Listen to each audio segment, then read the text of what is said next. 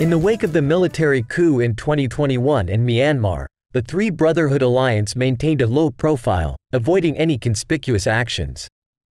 However, on the 27th of October 2023, the unexpected initiation of Operation 1027 and its swift capture of several cities startled both civilians and observers alike.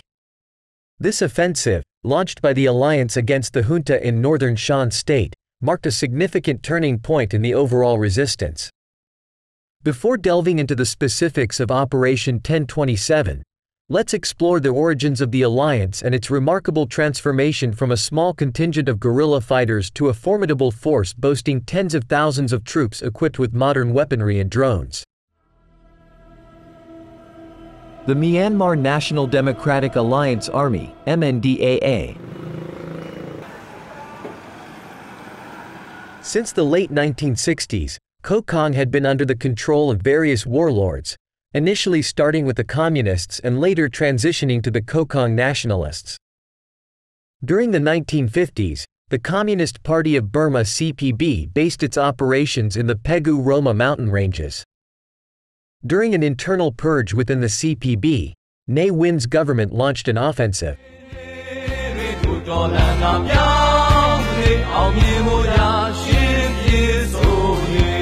Ne Win's government capitalized on the chaos and confusion within the CPB and initiated a massive military offensive against the party in 1968, resulting in the deaths of several senior CPB officials. Before the 1970s, the party was predominantly Burmese ethnic, with Burmese majority leadership and headquarters located in the Burmese heartland. The CPB withdrew from Burma's heartland and re-established its headquarters in Pangsong in Shan State, near the China border. The ethnic makeup of the CPB underwent radical changes in the early 1970s, essentially transforming the party into an ethnic minority organization. The CPB's dwindling membership was eventually replenished by Kachin, Shan, and Wa cadres in the early 1970s. The CPB shifted its activities to Burma's border with China, and by 1973, the party's membership had become predominantly Wa.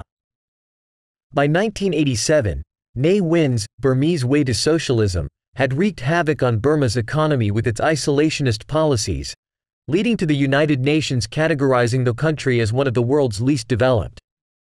Protests and marches against the government gained momentum on the 12th of March 1988, culminating in a nationwide uprising on the 8th of August 1988.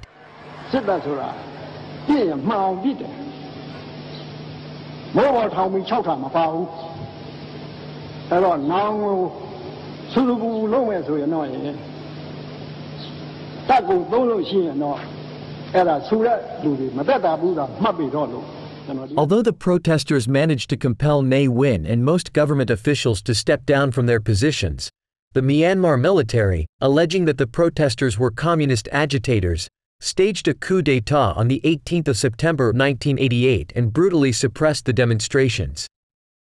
Starting from this point, the usage of Burma will be replaced by Myanmar, as enforced by the military junta since that time. In the spring of 1989, amidst the global collapse of communism, a faction of Wa ethnic nationalists, unsatisfied with the communist leadership, launched a mutiny. They stormed the CPB headquarters in Pangsong, destroying portraits of communist leaders and communist literature. During the mutiny, Burmese leaders of the CPB fled to China, while the remaining CPB forces splintered, with some forming the United Wa State Army (UWSA) based in Pangsong area, the Myanmar National Democratic Alliance Army (MNDAA) established on the 12th of March 1989 in the Kokang area, and the National Democratic Alliance Army (NDAA) based in the Mong La area. Among them, the UWSA garnered significant support from China, surpassing that given to the Myanmar government.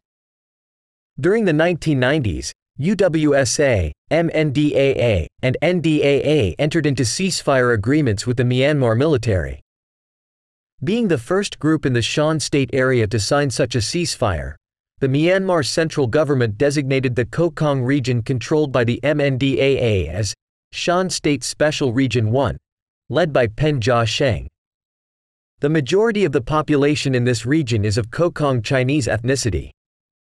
Following the truce with the Myanmar military, the Kokong region under MNDAA control experienced an economic boom.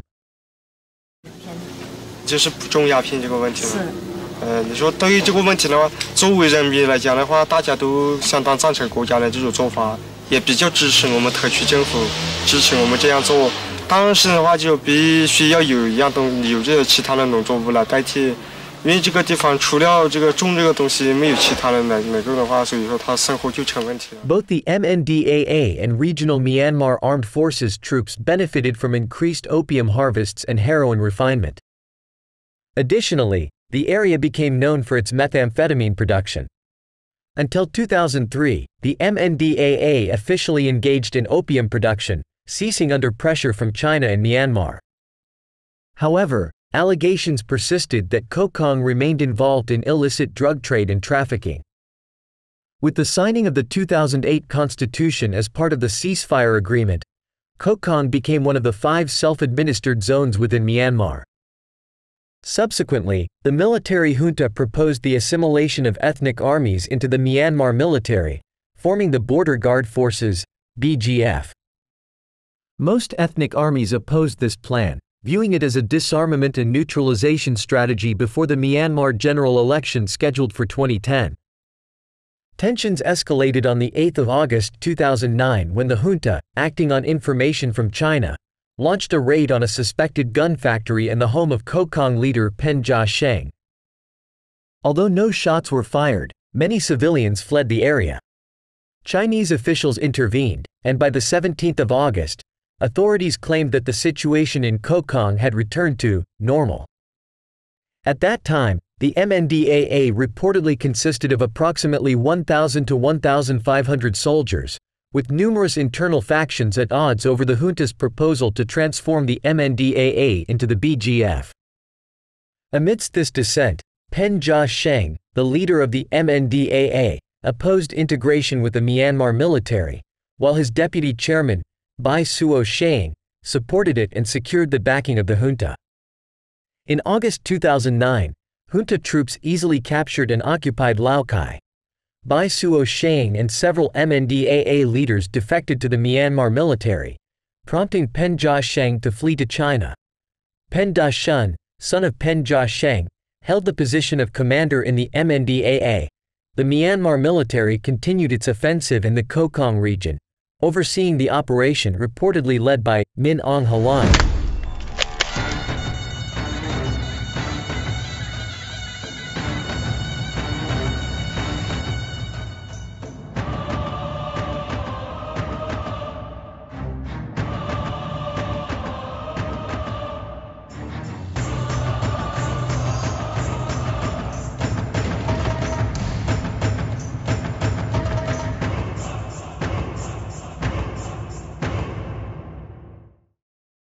Approximately 700 Kokong fighters, outnumbered by junta troops, surrendered to the Chinese and relinquished their weapons.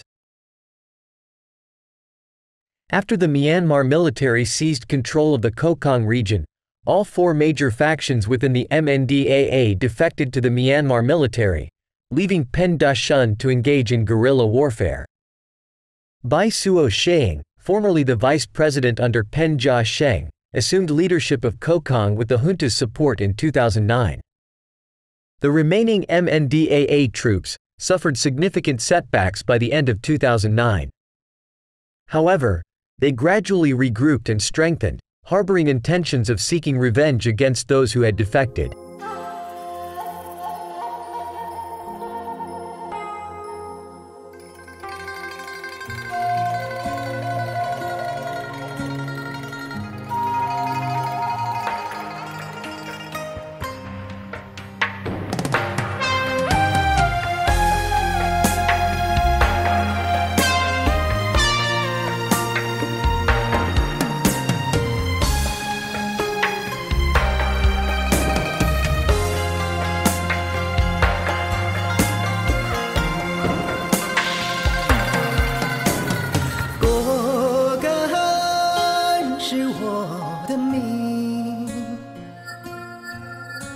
Myanmar 知我的心，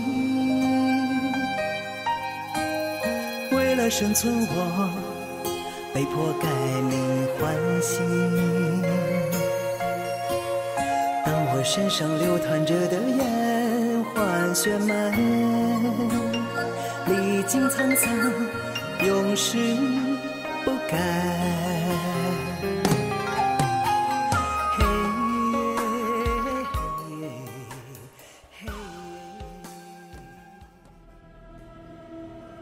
The Ta Ang National Liberation Army (TNLA).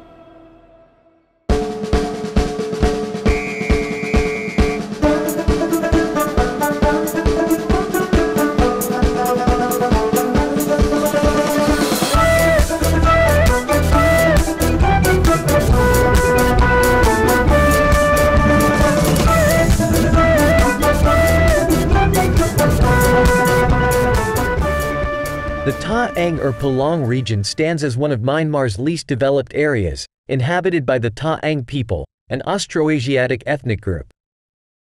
In 1963, two Palong regiments broke away from the Shan army, establishing the Palong National Front (PNF) as the inaugural armed Palong resistance organization on January 12, 1963.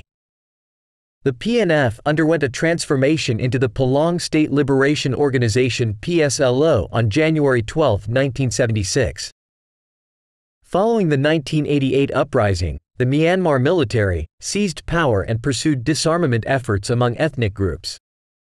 An informal ceasefire agreement was reached in December 1990 between PSLO and the Myanmar Military Council's Secretary 1, Kin Nyunt.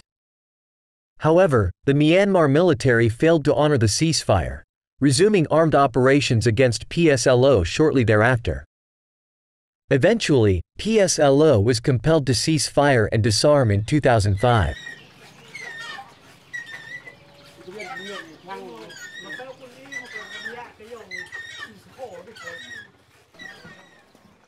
Taret Pong and Tarbuan Kya founded the Ta Ang National Liberation Army (TNLA) alongside its political wing, the Palong State Liberation Front (PSLF), on October 11, 2009. Panglu e albun e gigwa yao kim apini kambwa. Gimuke chukche re ni. Audale amu ni. New mema by the audale. Long pinya yi to the gong, Jama yi to the gong, Namban say yi to the gong. Oh, Bama, when that gung a digo at Ravra, the Bama look with a machine at the junk. Copena, Janadi, the food, Nadi, as a muta.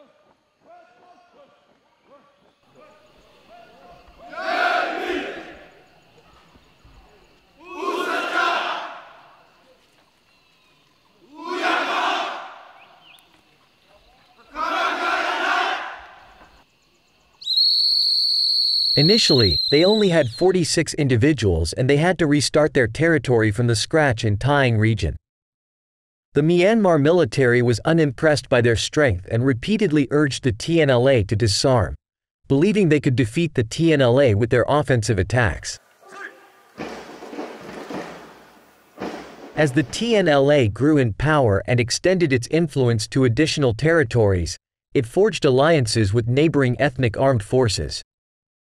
The TNLA is known for its stance against the drug trade, engaging in operations to dismantle poppy fields, heroin refineries, and meth labs within its territory.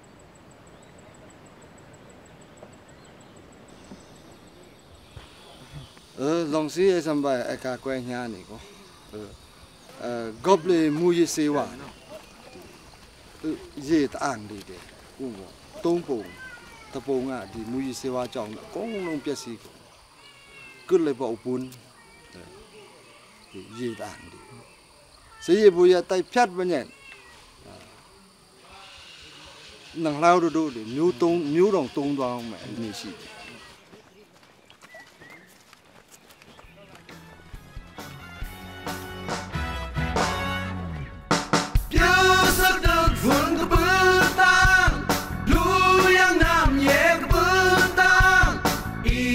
Makatai ilalimnya remyu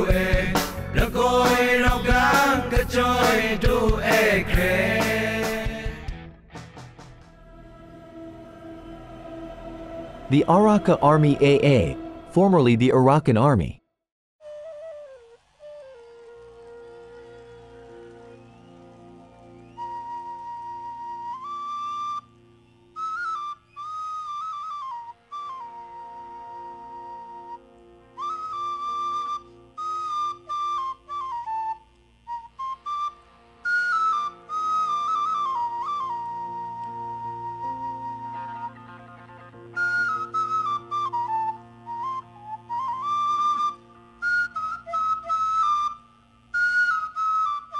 Rakhine, one of Myanmar's least developed regions, has experienced relative peace, with minimal armed conflicts apart from the Mujahideen rebellion and communist insurgencies in the 1950s.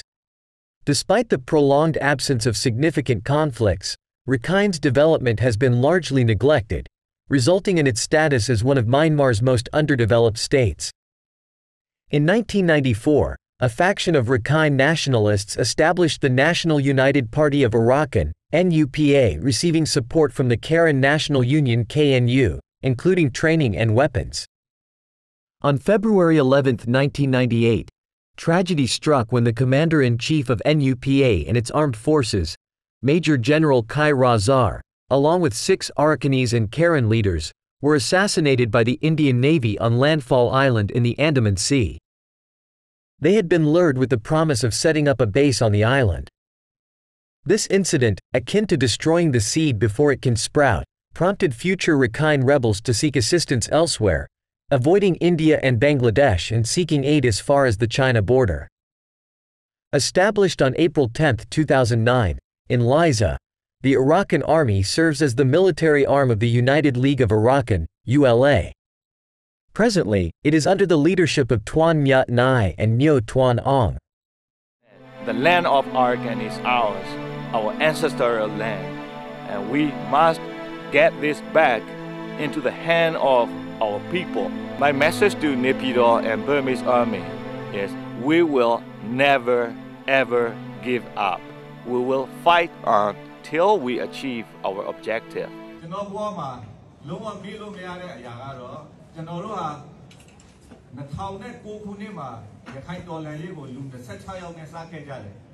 အဲ့ဒီအချိန်မှာကျွန်တော်တို့လူ26ယောက်မှာစုစုပေါင်းတနက်တစ်လက်ပဲရှိပါတယ်အဲ့ဒီလိုတနက်ကလေးတစ်လက်နဲ့လူ26ယောက်နဲ့စပြီးမှကျွန်တော်တို့ကဒုက္ခအမျိုးမျိုးကြားမှာရုပ်ကဲစူးစမ်းရင်ပထမဆုံးကျွန်တော်တို့ကိုကဲအဖွဲ့အစည်းဥဖုန်ကြားရှင်ကနေပြီးမှလက်နဲ့တရားလက်ဆောင်ပေးခဲ့ပါတယ်ကျွန်တော်တို့ဟာအဲ့ဒီတနက်အလက်တရားရဲ့ RPG နဲ့လက်ရဲ့အဲ့ဒါကိုကင်ပြီးမှရခိုင်ပြည်ကိုထိုးဖောက်ဝင်ရောက်နိုင်ခဲ့ပါတယ် Gradually, the AA bolstered its ranks and contributed to battles alongside the KIA, TNLA, and MNDAA in northern Shan state, accruing invaluable combat experience. Over time, the AA has secured territories around Paletwa and steadily expanded its influence in Rakhine state. Essentially, the AA maintains a significant presence both within its home territory and in the northern Shan and Kachin states.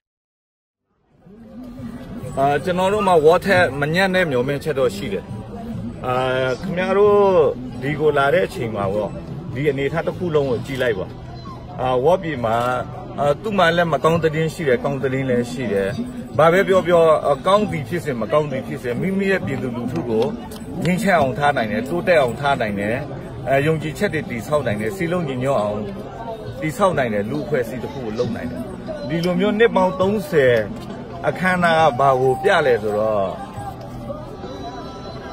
ဒီတိုင်းရင်းသားတွေရဲ့ပြည့်ဝတဲ့ကိုယ်ပိုင်ဆုံးဖြတ်ပိုင်ခွင့်ရှိတဲ့အနာဂတ်ပြည်ထောင်စုရဲ့ရှိရလက္ခဏာဖြစ်တယ်လို့ကျွန်တော်တို့ The Three Brotherhood Alliance. By 2015, the MNDAA, TNLA, and AA each boasted over 1,000 troops. It is widely believed that the UWSA supplied arms and ammunition to them. With the assistance of their allies, the MNDAA launched an offensive against the Myanmar military in Laokai in February 2015. It was an attempted revenge against former MNDAA leaders who defected. The offensive persisted for over a month before the MNDAA retreated. The Myanmar military alleged that MNDAA forces received support from unemployed former Chinese soldiers of China's People's Liberation Army, who were recruited as mercenaries. However, both China and the MNDAA denied these accusations. In 2015, the quasi-civilian government of Myanmar, led by President Thein Sein, introduced the nationwide ceasefire agreement (NCA), aiming to foster peace between the government and ethnic armed organizations (EAOs). However, the government refused to allow the MNDAA, TNLA, and AA to participate in the peace talks unless they relinquished their arms.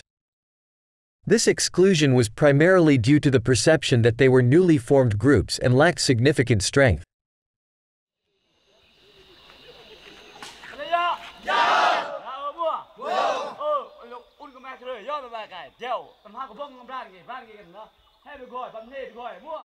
This realization served as a stark lesson for the three groups. Without strength, they would be overlooked. Consequently, they were strongly motivated to enhance their power if they wished to garner respect and engage in political negotiations.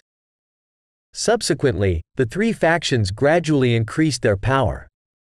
In January 2019, seeking to garner support from the Myanmar military, Aung San Suu Kyi's government designated the Arakan army as a terrorist organization under the country's counter-terrorism law. The AA, TNLA, and MNDAA were seen as destabilizers of peace, with the AA, in particular, drawing widespread criticism from many online users in Myanmar, resulting in predominantly negative sentiments.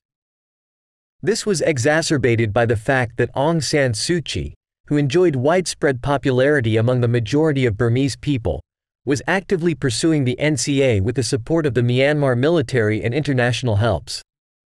In a 2019 interview, Tuan Myat Nai, the leader of the AA, warned Aung San Suu Kyi, advising her to be cautious not to fall off the war chariot she was already riding. Motivated by their isolated yet interlinked situations, the three groups felt compelled to seek mutual support from each other. Consequently, by June 2019, they forged the Brotherhood Alliance.